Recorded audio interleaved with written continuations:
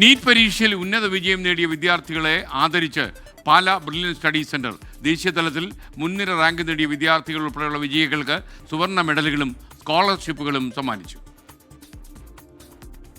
NEET KEAM പരീക്ഷകളിൽ ഉന്നത വിജയം നേടിയ വിദ്യാർത്ഥികളെ ആദരിക്കുന്നതിനായാണ് ബ്രില്യന്റ് മെഡിക്കൽ വിക്ടറി ഡേ മെഡികോൺകർ 2025 സംഘടിപ്പിച്ചത്.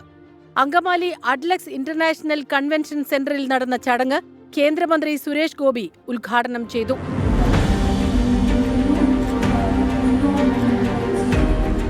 സംസ്ഥാനതലത്തിൽ 1ാം റാങ്ക് കരസ്ഥമാക്കിയ ദീപ്നിയ DB, 2ാം റാങ്ക് നേടിയ ഷെഫിൻ മൻസൂർ KP, 3ാം റാങ്ക് ലഭിച്ച സബീഹ ബായ് എന്നിവരെയും കീം പരീക്ഷയിൽ 2ാം സ്ഥാനം നേടിയ ഹരികിഷൻ ബൈജുവിനെയും ചടങ്ങിൽ ആദരിച്ചു.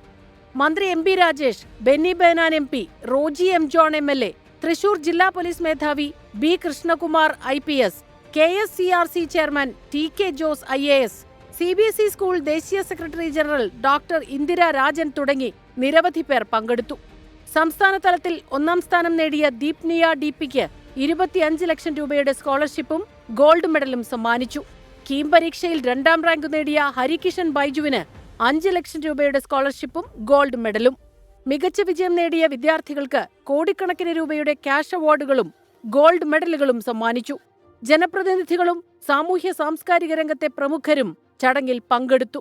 News desk 24.